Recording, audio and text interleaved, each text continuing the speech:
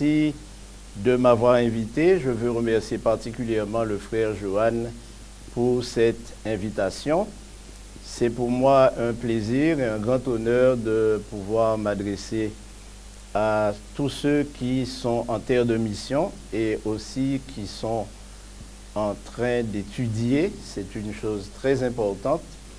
J'aimerais donc vous dire que non seulement c'est un plaisir, mais c'est aussi un désir parce que je ne connais le Maroc que par les cartes postales et les reportages de la télévision. J'espère qu'un jour j'aurai le privilège et le bonheur de me retrouver parmi vous. Le thème que j'ai choisi, le plan de Dieu pour ta vie, est un thème qui devrait intéresser tout le monde. Parce que dans la réalité, ce que nous pouvons dire, c'est que depuis la création de l'homme, Dieu, en lui donnant le libre arbitre, lui a donné la possibilité de faire des choix. Et nous pouvons constater que depuis le début de l'expérience humaine, l'homme n'a cessé de faire des choix.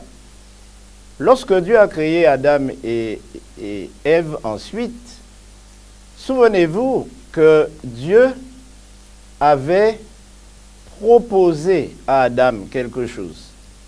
Il lui proposa de choisir le nom de tous les animaux, parce qu'il souhaitait que les animaux portent le nom que Adam avait pensé et avait choisi. Et nous pouvons même dire qu'il est allé beaucoup plus loin, puisque lorsqu'il découvrit sa compagne Ève, il choisit aussi son nom, puisque la Bible dit qu'il l'appela femme, parce qu'elle avait été tirée de l'homme.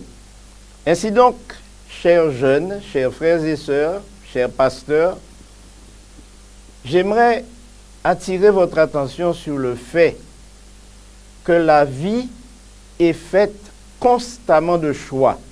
Et c'est pourquoi, lorsque nous pensons à notre vie, à notre avenir, à nos lendemains, nous ne réalisons pas que tous les choix que nous ferons auront des conséquences. Et souvent, je me suis rendu compte qu'il y a beaucoup de personnes qui comptent sur les choix des autres, mais ne choisissent pas. Nous savons par expérience que celui qui ne choisit pas a choisi. Et c'est pourquoi, aujourd'hui, j'aimerais vous inviter réellement à réfléchir sur cette question-là. Prions le Seigneur. Éternel notre Dieu, nous te prions de nous accorder ta grâce et ta paix, de nous ouvrir l'intelligence et surtout de rendre notre cœur perméable à ta parole. Alors que nous allons réfléchir pendant quelques instants, nous te prions, Seigneur, de nous accorder ton Esprit Saint, ainsi que la protection de tes anges. Et accorde-nous de pouvoir transmettre cette parole comme tu l'as conçue dans notre esprit et permets qu'elle soit entendue comme ton Saint-Esprit veut qu'elle soit entendue. Merci pour tout ce que tu nous as accordé jusqu'à présent. Nous te le demandons au nom de ton Fils Jésus-Christ. Amen. Au chapitre 29 du livre du prophète Jérémie, et particulièrement au verset 10 et 11, nous avons une idée de la manière dont Dieu regarde notre vie. Et il nous dit, à travers ces textes, comment il regarde notre avenir et comment nous devons regarder notre avenir. Il nous dit, voici ce que dit l'Éternel, verset 10. Mais dès que 70 ans seront écoulés pour Babylone, je me souviendrai de vous et j'accomplirai à votre égard ma bonne parole en vous ramenant dans ce lieu. Car je connais les projets que j'ai formés sur vous, dit l'Éternel, projets de paix et non de malheur, afin de vous donner un avenir et de l'espérance. Le contexte de ce de cette histoire, en fait, puisqu'il est question d'une histoire de déportés, de personnes qui ont dû quitter leur pays et se rendre ailleurs, non pas volontairement, mais de force, certainement conduites dans cette place afin d'être utilisées comme esclaves, comme serviteurs. Aujourd'hui, nous voyons beaucoup de personnes qui quittent leur pays, qui risquent leur vie à traverser le désert, traverser la mer. Certains n'arrivent pas à destination pour devenir les serviteurs des autres, alors que chez eux, ils pourraient prendre le contrôle de leurs activités. À l'étranger, ils deviennent des serviteurs. D'ailleurs, autre chose, c'est que bien souvent, leur présence est exploitée et on va jusqu'à les accuser de commettre des actes dont ils ne sont pas responsables pour justifier le traitement qui leur est infligé. Chers jeunes qui avaient choisi d'aller étudier au Maroc, chers missionnaires qui avaient pris la décision de servir le Seigneur en terre de mission, j'aimerais vous dire que se trouver à l'étranger n'est pas quelque chose de simple. On doit se plier aux règles gouvernementales, ce qui est tout à fait normal, mais on doit aussi s'accommoder à la vie du pays. On doit s'accommoder aux conditions dans lesquelles on évolue. Et quelquefois, ce n'est pas agréable parce qu'il y a quelque chose qu'on appelle le choc culturel qui provoque des réactions quelquefois incontrôlables, des réactions imprévisibles et des sentiments qui ne correspondent pas à la réalité que nous vivons.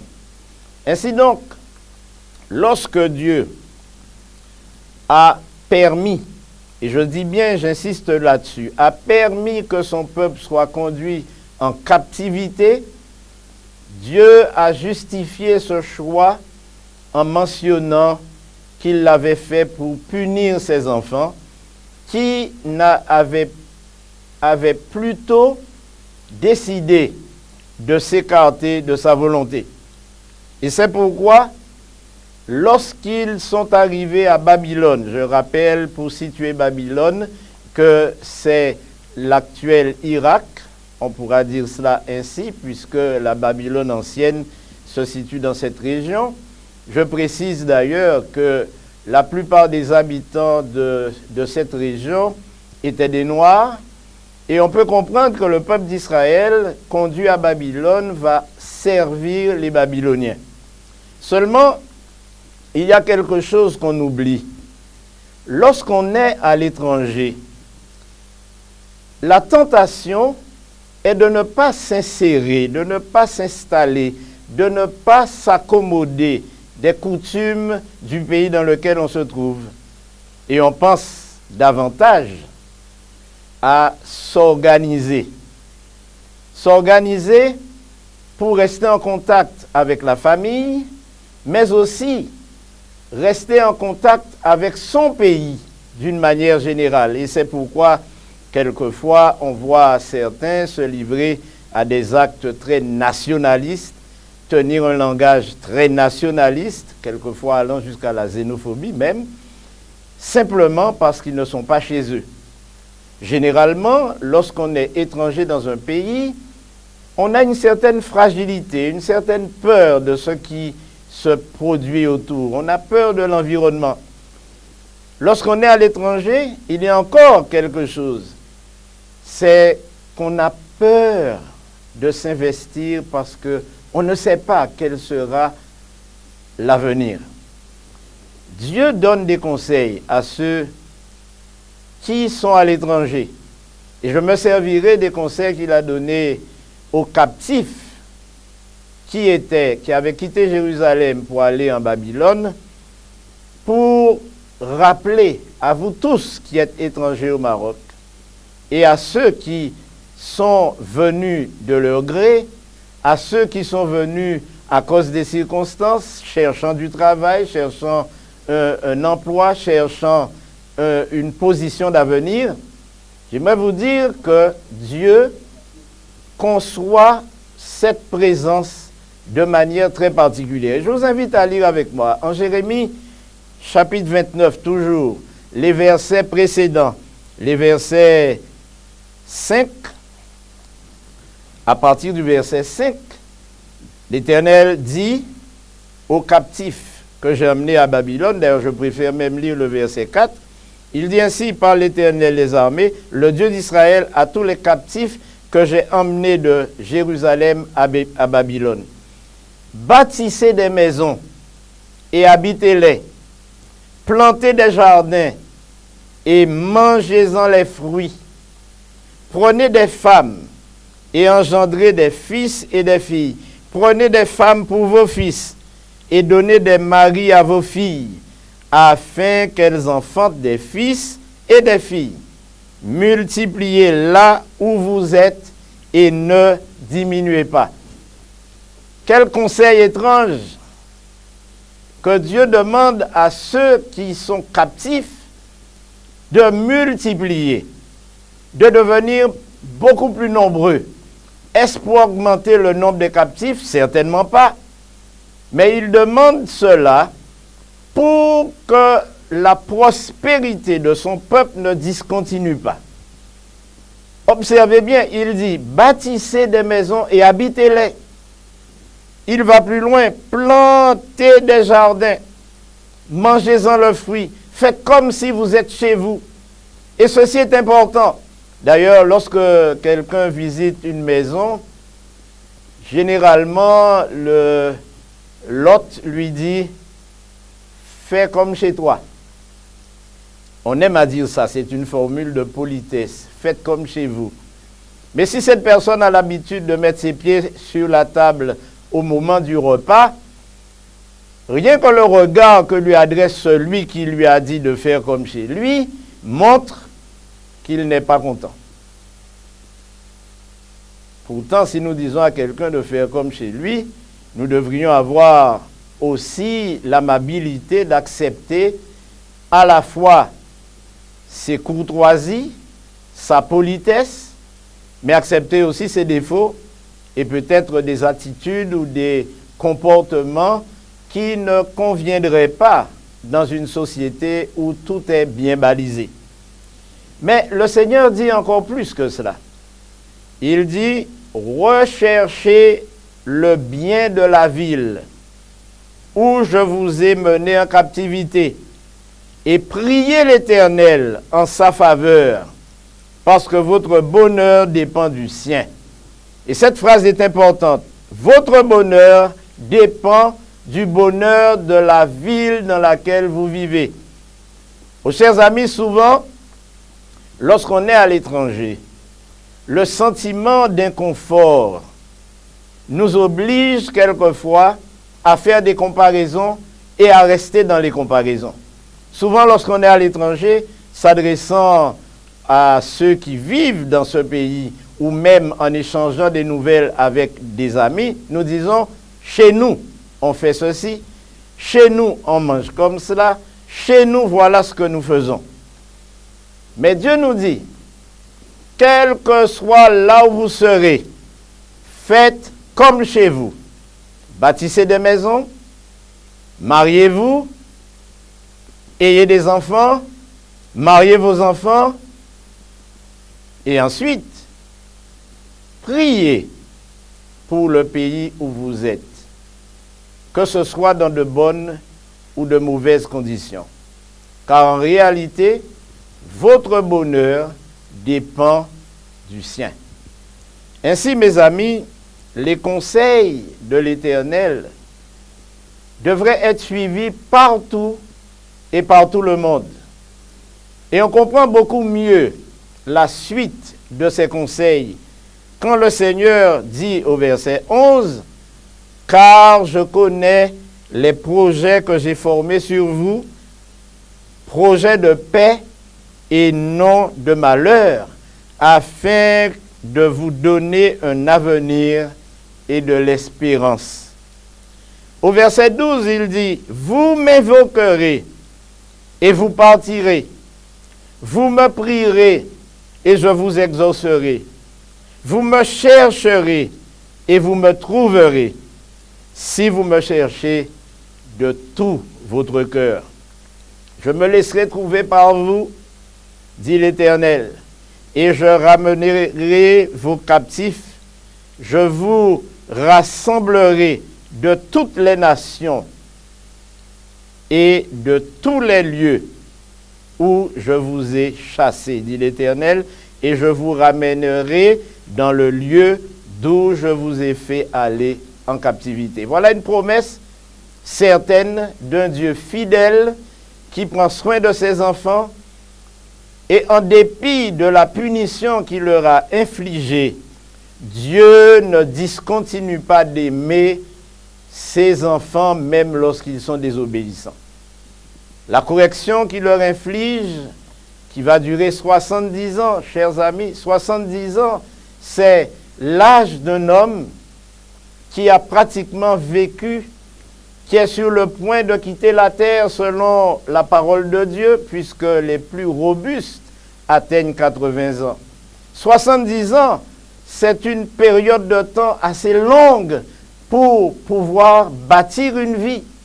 Et imaginez-vous tous ceux qui sont arrivés et qui avaient une vingtaine d'années ou peut-être plus jeunes, 70 ans après.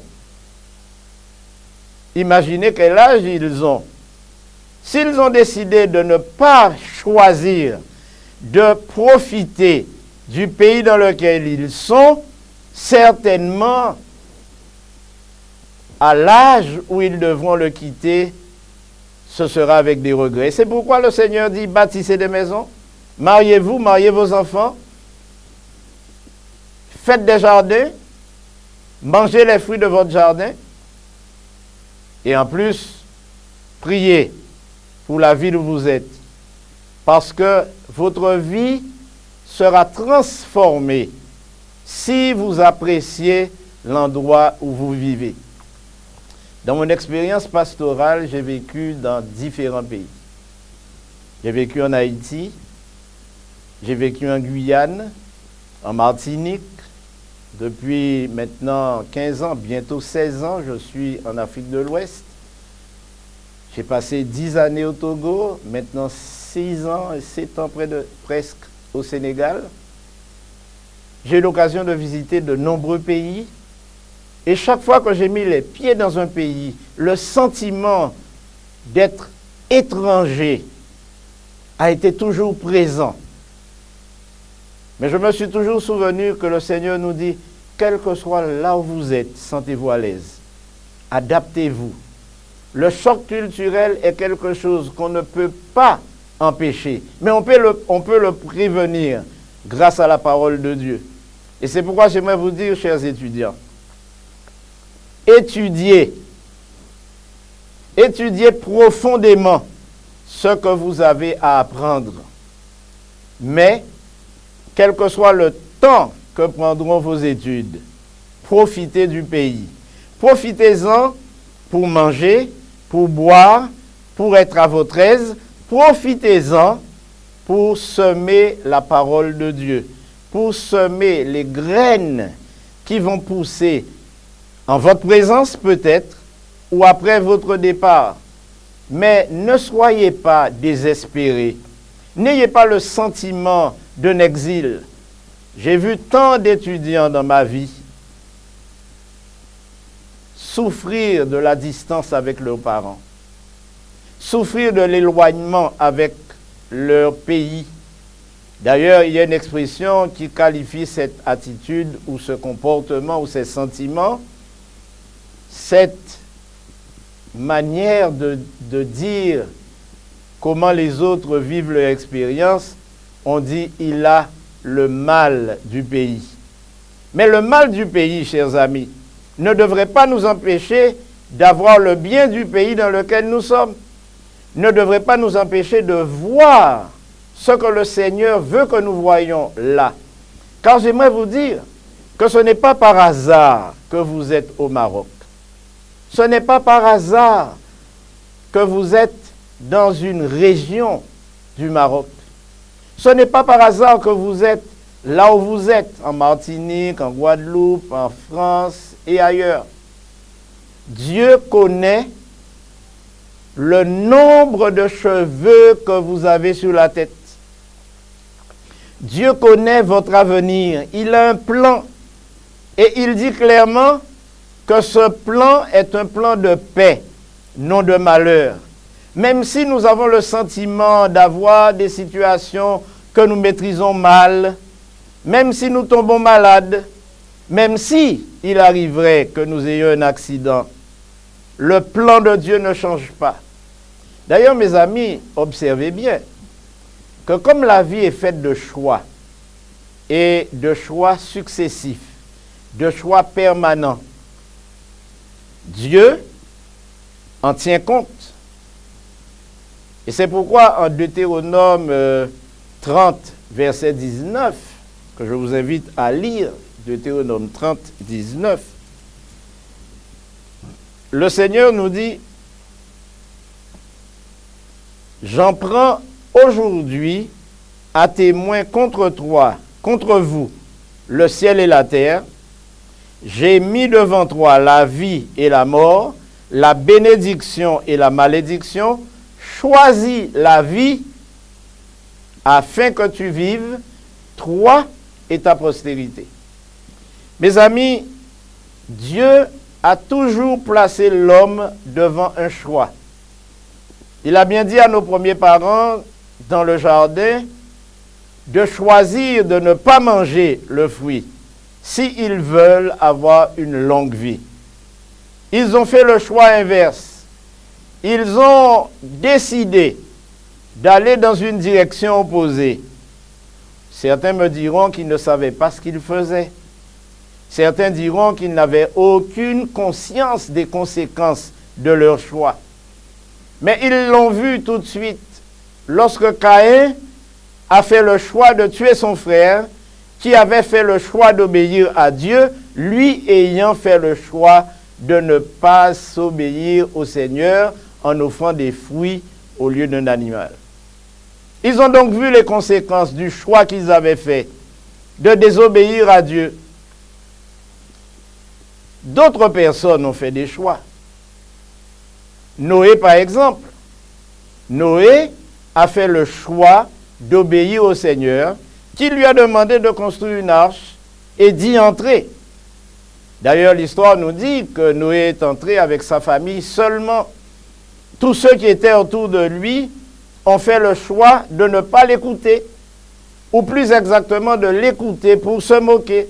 Ont fait le choix de ne pas entrer dans l'arche, ne sachant pas quel avenir ils auraient dans cette boîte, dans ce grand bateau.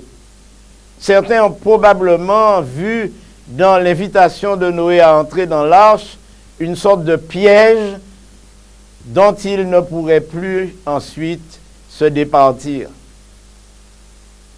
Mais Noé a fait le choix d'y entrer et il a eu la vie sauve. Aujourd'hui, beaucoup de personnes sont confrontées à un choix pour leur vie et même pour leur vie éternelle. Et lorsqu'ils doivent prendre la décision, souvent, ils choisissent en fonction de leur peur de l'avenir. Nombreux sont ceux qui disent « J'aimerais bien être baptisé, j'aimerais bien suivre Jésus, mais je ne suis pas sûr de tenir. Je ne suis pas sûr d'être celui qui va relever le défi et s'y tenir. » Alors certains préfèrent faire le choix d'une vie scabreuse, compliquée, difficile, sans perspective d'avenir, plutôt que de se jeter dans les bras de Jésus et malgré les difficultés, triompher des obstacles et mener une vie qui leur conduira à la vie éternelle. Nombreux sont les hommes de la Bible qui ont fait des choix. Souvenez-vous de Samson qui avait reçu des directives bien précises pour que son naziréat réussisse.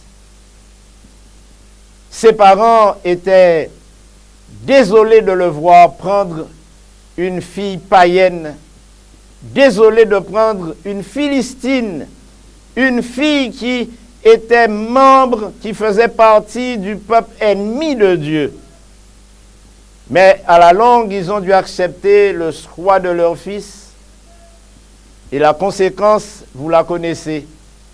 Samson, qui avait été choisi par Dieu pour délivrer le peuple d'Israël des Philistins, a effectivement délivré le peuple, mais il est mort avec les Philistins.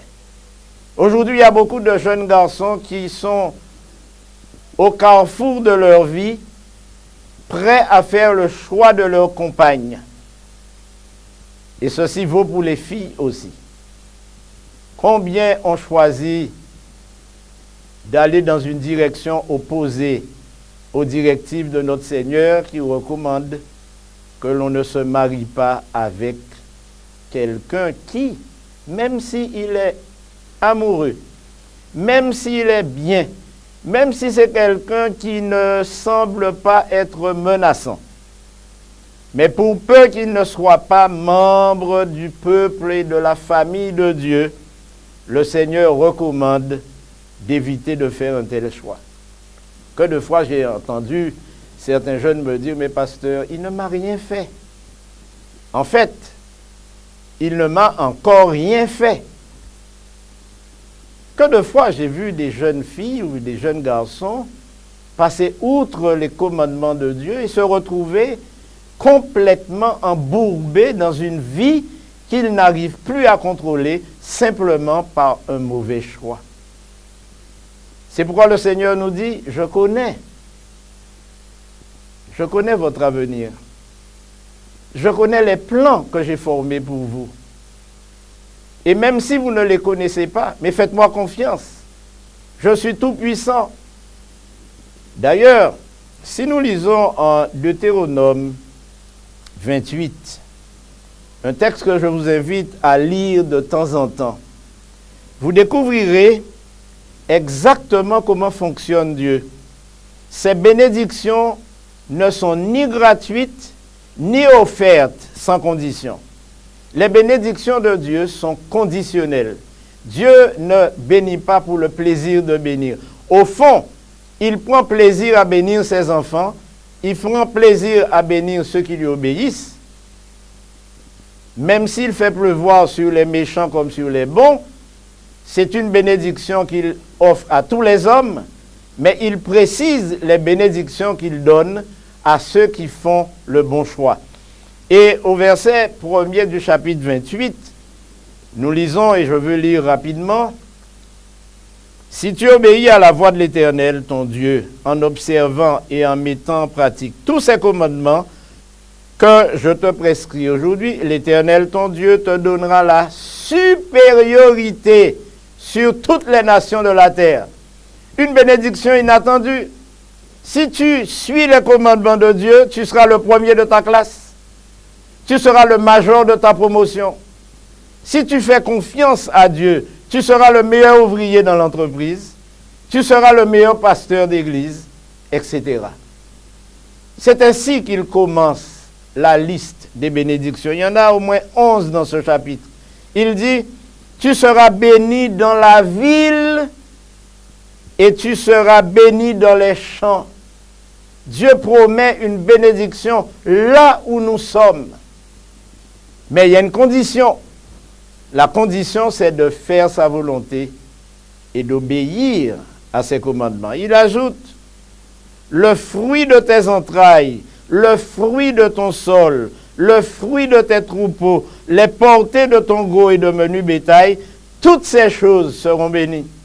Il y a des gens qui pensent que seulement leur personne est bénie, mais Dieu promet de bénir jusqu'au bétail, et pas seulement les biens que tu possèdes. Et c'est pourquoi il dit, bâtissez. Même si vous êtes en captivité, bâtissez des maisons. Je vais vous bénir si vous m'obéissez. Il dit, ta corbeille et ta huche seront bénies. Tu seras béni à ton arrivée et tu seras béni à ton départ. Alléluia. Pour ceux qui voyagent, pour ceux qui ont le sentiment d'être en exil, Dieu dit, tu seras béni à ton départ et à ton arrivée. Il dit aussi, l'Éternel te donnera la victoire sur tes ennemis qui s'élèveront contre toi. Ils sortiront contre toi par un seul chemin et ils s'enfuiront devant toi par 7 chemins. L'Éternel te donnera des bénédictions. Je n'ai pas le temps de tout lire.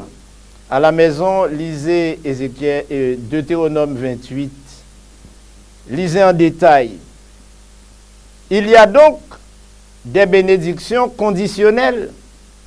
Pourquoi? Parce que à partir du verset 15, le Seigneur va égrener une série de malédictions qui seront attachées aux mauvais choix que l'on fait dans la vie. Mais j'aimerais lire les versets 12 et 13 avant de lire ces malédictions. Au verset 12, il dit, « L'Éternel t'ouvrira son bon trésor. » Ah, c'est un mot qu'on aime, trésor. Le ciel pour envoyer à ton pays la pluie en son temps et pour bénir tout le travail de tes mains. Tu prêteras à beaucoup de nations et tu n'emprunteras point. Oh! Tu n'emprunteras point. Pour être au Maroc, certains ont certainement contracté des dettes. On fait des prêts pour payer le billet, pour payer la pension, pour payer les études. Mais le Seigneur dit que lorsque nous lui faisons confiance, il nous ouvre son trésor. Et il nous permet d'accéder à tous les biens et il décide de les bénir. Alors les malédictions ne sont pas agréables à lire, mais elles sont là pour nous rappeler que nous servons un Dieu tout-puissant, un Dieu qui nous aime et qui veut conditionner non pas son amour envers nous, mais notre amour envers lui par le fait que nous reconnaissons qu'il est le seul à pouvoir prendre soin de nous. Et c'est pourquoi il dit, « Mais si tu n'obéis point à la voix de l'Éternel ton Dieu, si tu n'observes pas et ne mets pas en pratique tous ses commandements et toutes ses lois que je te prescris aujourd'hui, voici toutes les malédictions qui viendront sur toi et qui seront ton partage. Tu seras maudit dans la ville et tu seras maudit dans les champs. Ta corbeille et ta huche seront maudites. Il dit encore, l'Éternel enverra contre toi la malédiction, le trouble, la menace. Oh, cette liste est tellement complexe et tellement contraignante pour un esprit qui aspire au bonheur que je préférerais simplement vous dire de lire cette liste à la maison et de méditer. Un jeune homme a fait le choix. Il a fait un choix extraordinaire. Pourtant, il n'avait pas choisi d'être là où il était.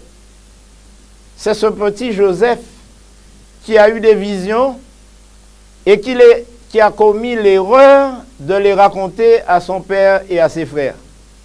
Ces derniers, pris de jalousie, ont décidé de le tuer. Vous imaginez? Les frères, les aînés, qui décident de tuer le Benjamin, le dernier, l'avant-dernier, simplement parce qu'il a rêvé. Alors, ces rêves étaient, évidemment, pouvaient rendre perplexes. Et ces hommes les ont interprétés, puisqu'ils étaient des adultes, comme un désir d'hégémonie du petit frère sur les grands. Et au lieu d'essayer d'encadrer leur cadet, non, ils ont décidé tout simplement de mettre fin à sa vie pour ne plus entendre ces révélations. Des révélations qui certainement interpellaient leur comportement quand on sait que ces grands garçons, c'étaient des brigands même, capables de tuer, capables de commettre des actes très répréhensibles. Et c'est pourquoi, chers amis, chers frères et sœurs, chers jeunes, Joseph va se retrouver dans un puits, dans une citerne. J'ai voulu interpréter ma méditation de la citerne au palais. Dans une citerne attendant le verdict de ses frères aînés. Heureusement, il y avait un certain Ruben et un certain Judas qui, au lieu de l'abandonner à la méchanceté des grands, vont décider, au lieu de le renvoyer à la maison, ils pourraient tout simplement lui dire, mon fiston, rentre chez papa, va continuer à rêver là-bas. Non, ils ont décidé de le vendre à des marchands pour être vendus comme esclaves en Égypte. En fait, c'est une affaire de noirs entre nous, puisque ces noirs arabes, ces ismaélites qui venaient de certains de l'Éthiopie, d'autres du Soudan, se rendaient en Égypte pour commercer sans arrêt. Et voilà qu'ils vendent le petit à leur grand cousin qui, arrivé en Égypte, n'ont aucun scrupule. Un gamin qui a peut-être 15 ou 17 ans, le placer sur la place du marché et l'offrir à un bon prix puisqu'il n'avait rien qui laissait supposer qu'il lui était esclave par le passé. Acheté par Potiphar, qui est un homme intelligent, un Égyptien bien placé, il comprend tout de suite qu'il a affaire à un trésor. Il a une mine d'or dans la main. Il lui fait confiance, le place à la tête de sa maison, mais malheureusement, le petit tombe sur une femme impie.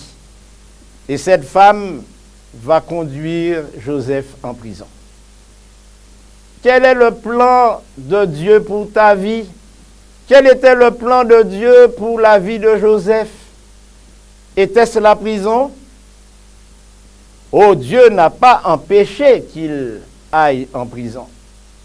Mais dans la prison, sa conduite exemplaire a fait de lui quelqu'un qui devait être placé ailleurs. Et souvenez-vous de cette histoire entre les chansons et le panetier. Ce panetier qui voit des oiseaux manger la nourriture dans le panier qu'il a sur la tête, va avoir la tête coupée.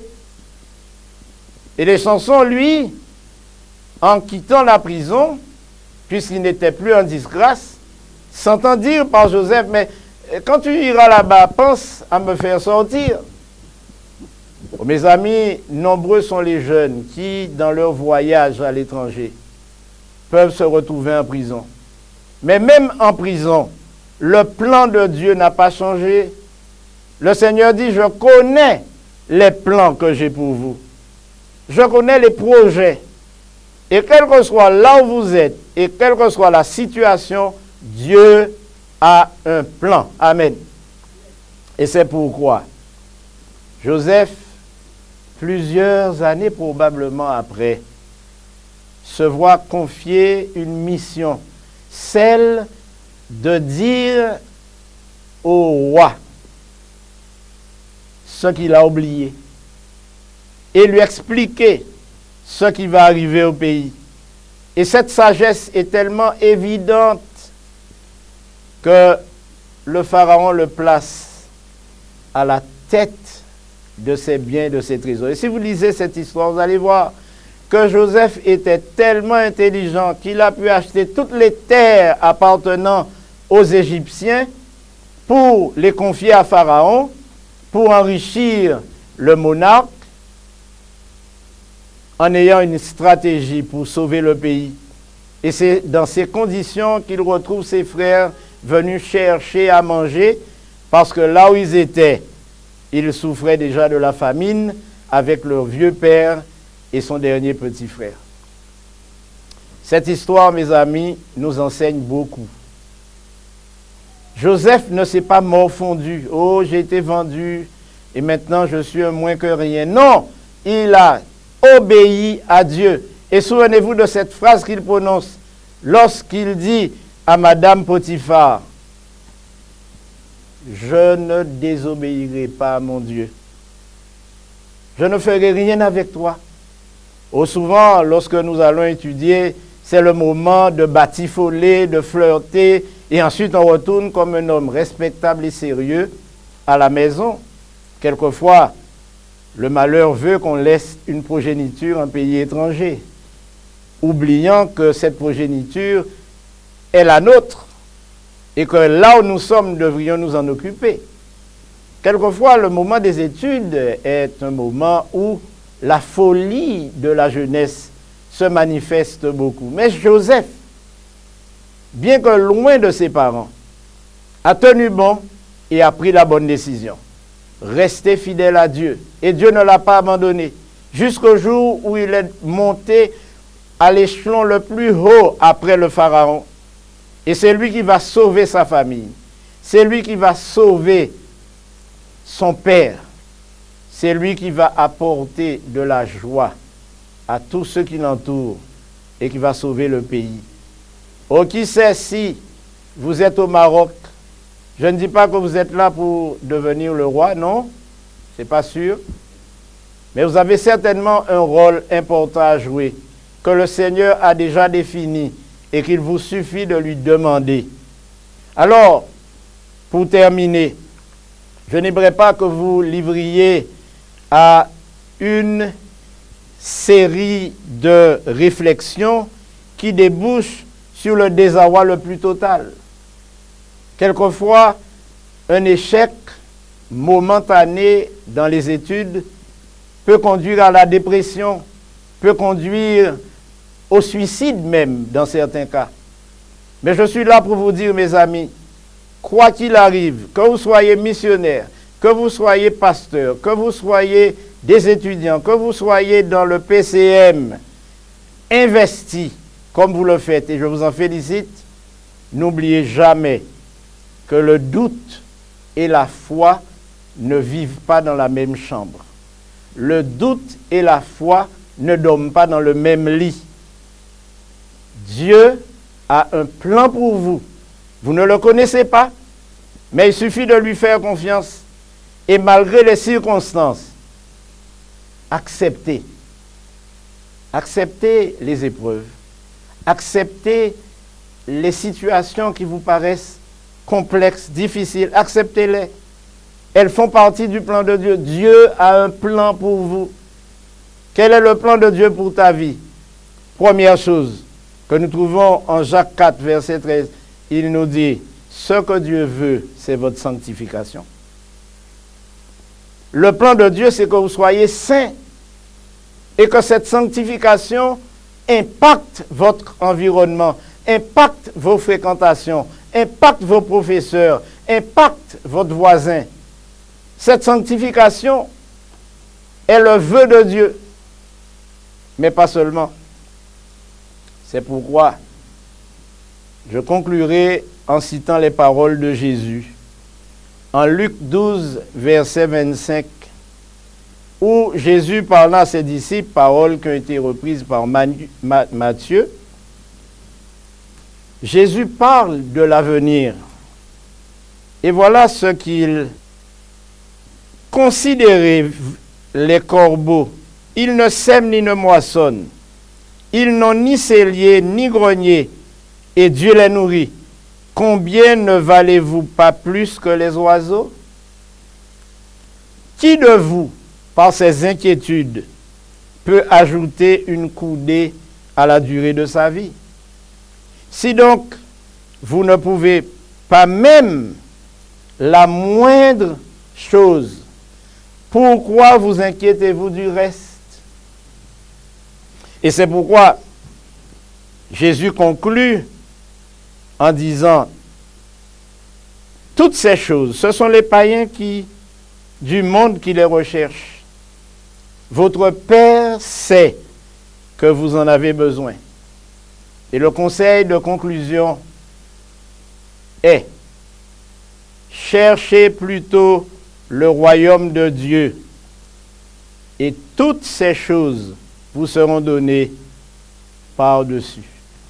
Oh, chers amis, quel est le plan de Dieu pour toi? Le plan de Dieu pour toi, c'est le succès. Le plan de Dieu pour toi, c'est la prospérité. Le plan de Dieu pour toi, c'est la santé. Le plan de Dieu pour toi, c'est de pouvoir le représenter où tu es. Et n'oubliez pas son conseil. Bâtissez des maisons, habitez-les, plantez des jardins, mangez-en les fruits. Mariez-vous, mariez vos enfants et surtout, priez pour la ville. car votre bonheur dépend du sien. Il y a une phrase qui a changé le cours de mon existence. Une phrase que je transmets toutes les fois où j'ai à parler, que ce soit en public ou en privé. Une phrase que vous trouvez dans le livre Éducation, vous trouvez dans le livre Message à la jeunesse et dans les témoignages. Le succès ne dépend ni du hasard ni de la chance, mais de la providence divine. Dieu donne les occasions et le succès dépend de l'usage que nous en faisons.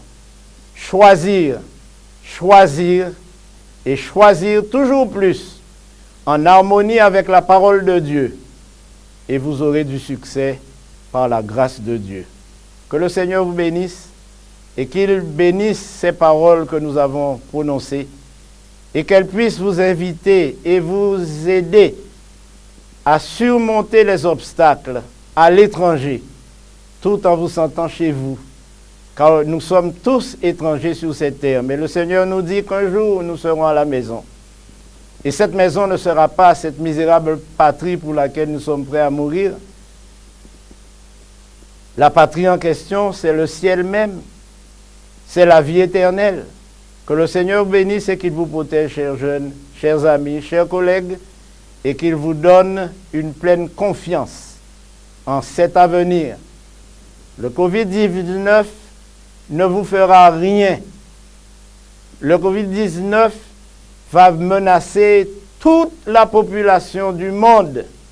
Mais un jour, Dieu mettra fin à cette pandémie et il viendra chercher ceux qui auront fait le choix de lui obéir. Que le Seigneur vous bénisse. Amen.